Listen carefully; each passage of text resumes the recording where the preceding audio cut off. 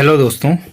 अब हम soil mechanics में आगे बढ़ते हैं और आज कुछ नया सीखते हैं। देखिए दोस्तों, जो सॉइल होती है उसका जो होता है उसका दो प्रकार का डायग्राम बनता है। यानी कि यदि हमारे पास कोई मिट्टी है या सॉइल है, उसमें क्या होता है, उसमें सॉइल के पार्टिकल यानी कि solid plus water plus air, यानी कि ये तीन मौजूद होते हैं।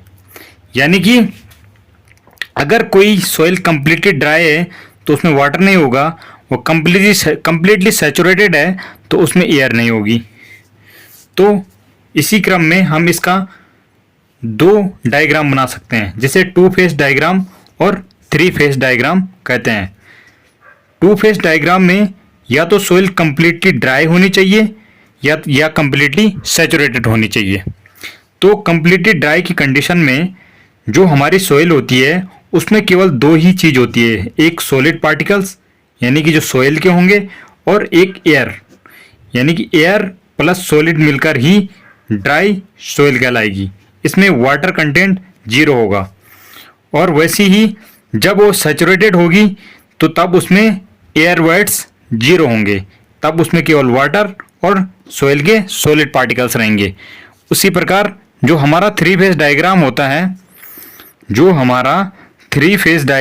है, उसमें तीनों चीज़ मौजूद होती है, एयर, वाटर और सॉलिड्स यानी कि जो हमारे पार्टिकल हैं सॉइल के, वो वाटर यानी कि पानी और एयर तीनों मौजूद रहते हैं। आइए देखते हैं कुछ इम्पोर्टेंट टर्मिनोलॉजी के बारे में। देखिए दोस्तों, जो हमारा वाटर कंटेंट होता है वो वाटर कंटेंट बराबर होता है weight of water divide by weight of solid, यानी कि सॉलिड पार्टिकल्स के रिस्पेक्ट में हमारा वाटर कंटेंट कितना परसेंट है। और जो वाटर कंटेंट दो प्रकार के होते हैं, एक सॉलिड के रिस्पेक्ट में, एक टोटल वेट के रिस्पेक्ट में। यानी कि इसमें केवल सॉलिड पार्टिकल्स का वेट आएगा और इसमें टोटल वेट आएगा। इसकी जो रेंज होती है वो range is greater than zero से ऊपर वाटर कंटेंट की रेंज कुछ भी हो सकती है। जो डब्ल्यू डैश होता है सॉइल का वाटर कंटेंट, वो W divide by 1 plus W होता है। यानी डब्ल्यू वो है जो सॉलिड का वाटर कंटेंट है सॉलिड की रिस्पेक्ट में।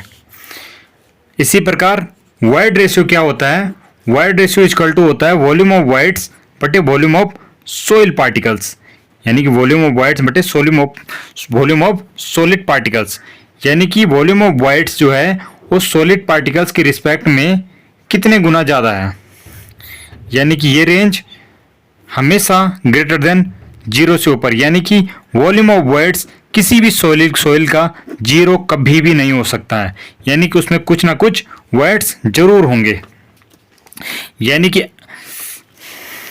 यानी कि जीरो का मतलब उसमें वाइड्स बिल्कुल, उसमें कोई भी पोरस पार्टिकल्स है ही नहीं। जो पोरोसिटी होती है, पोरोसिटी इक्वल टू होता है volume of wides divide by volume of soil. यानी कि जो हमारे वॉल्यूम ऑफ वाइड्स है और टोटल वॉल्यूम के रिस्पेक्ट में कितने टाइम्स हैं। और इसकी जो रेंज होती है वो 0 से 100 के बीच होती है। मैंने बताया था आपको वॉल्यूम ऑफ वाइड्स कभी भी जीरो नहीं होता है, और ना ही volume of voids equal to total volume के बराबर होता है। यानी कि जो volume of voids equal to total volume के बराबर होगा तो इसका मतलब वो सॉइल एग्जिस्ट ही नहीं करेगी, वो सॉइल ही नहीं होगी, यानी कि वो केवल एयर ही एयर होगी। अब जो डिग्री ऑफ सैचुरेशन होता है, degree of saturation equal to होता है volume of water divide by volume of voids. यानी कि वॉल्यूम ऑफ वाइड्स के रिस्पेक्ट में हमारा वॉल्यूम ऑफ वाटर कितना परसेंट है, उन्हीं का रेशियो डिग्री ऑफ सैचुरेशन कहलाता है।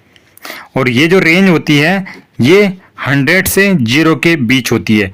ये जीरो तब होगा जब volume of water equal to 0 होगा, यानी कि प्योर ड्राई कंडीशन में ये 0 होगा, और 100% सैचुरेशन कंडीशन में 100% होगा। जो एयर कंटेंट होता है, एयर कंटेंट इक्वल टू होता है volume of air divide by volume of voids, यानी कि वॉल्यूम ऑफ वॉइड्स जो है, वॉल्यूम ऑफ एयर जो है वो वॉल्यूम ऑफ वॉइड्स के रिस्पेक्ट में कितना परसेंट है। जो हमारे वॉइड्स हैं उस सोइल में, उसमें एयर कितनी परसेंट मात्रा में मौजूद है, और जो इसकी रेंज होती है वो 0 से लेकर 100 के बीच होती है।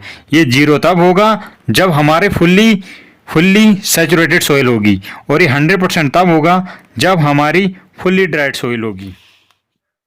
और जो हमारा एयर कंटेंट होता है वो volume of air divide by total volume of soil, यानी कि वॉल्यूम ऑफ एयर कितना परसेंट है टोटल वॉल्यूम के, और इसकी वैल्यू कभी भी 100% नहीं होती है, क्योंकि volume of air equal to not equal to total volume, यानी वॉल्यूम ऑफ एयर कभी भी टोटल वॉल्यूम के बराबर नहीं हो सकती है। ये 0 तब होगा जब हमारा 100% सैचुरेटेड कोई सोइल होगी। Thank you, please like share and subscribe.